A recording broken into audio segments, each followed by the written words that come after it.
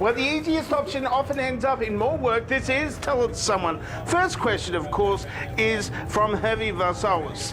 What do frogs eat? Well, frogs eat. It's only one rail, and if they went in both directions, they crash. Next question is from David Pope. Is this the last question of the day, or should I ask another one? No, it's not the last question of the day. The last question, of course, is on the whole much more final than this one, because this is only the second question, so you don't get all my last question nonsense shenanigans that sometimes happens during this sort of thing.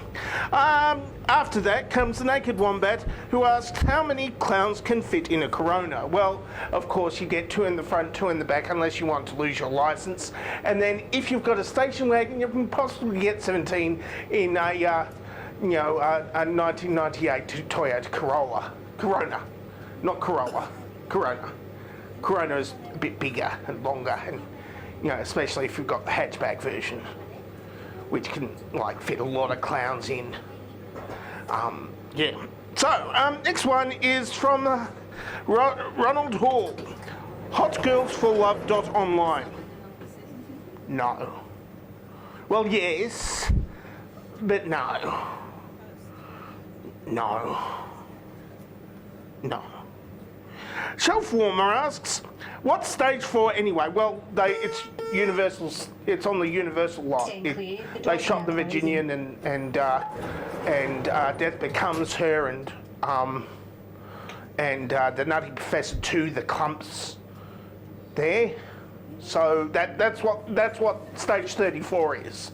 So it's going to be a long time, until COVID reaches that, and and we all die and then become incredibly fat and then incredibly old.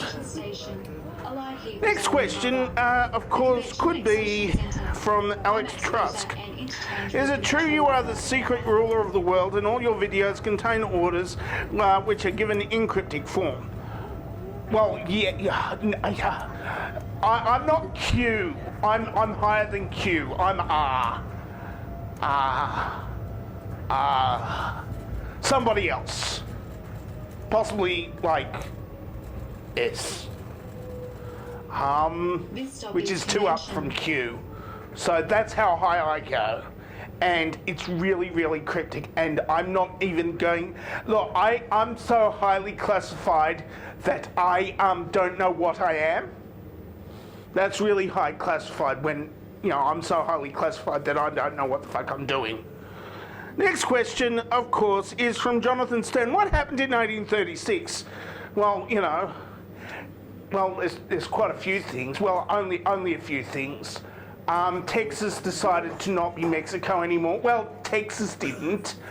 Americans in Texas wanted to not be Mexico anymore because yes, they could all, they were given the choice of all becoming Catholic and then they can become Mexican, but they didn't want that because, well, they could become Catholic, yes, but they didn't want to give up the slaves. So they wanted to secede from Texas because Texas didn't like people having slaves. And then they wanted to become American, but America didn't want them quite yet because they had some sort of compromise thing going on and they didn't want to admit a slave state and without admitting a non-slave state, so they had to wait. So Texas was on their own, and then the Alamo got massacred. But the people who were at the Alamo, they weren't all that nice people because they owned slaves, and the people in Texas high schools don't teach you that. If you live in Texas, that is, you won't know that because. Well, I listen to the Behind the Bastards, so I know these things. But I didn't know that either, how bad some of these people were, like land fraud and stuff. And, that's... So, yeah, a lot of bad people got murdered. and they eventually became American heroes somehow. Next question is from Heavy's Versailles. Oh, and also Thomas Crapper was born, which is really, really necessary if you want to go to the toilet, because they didn't have toilets back then. They had to just go over and go by the roadside or something. Heavy's Versailles asks, have you ever taken a dump on the roadside? No, because Thomas Crapper exists, dead. He doesn't exist anymore, but his toilets still work. So I just go there. Well, except when there's a toilet on the roadside, then I use that, unless it's not plumbed, because I tried that once and it was unpleasant.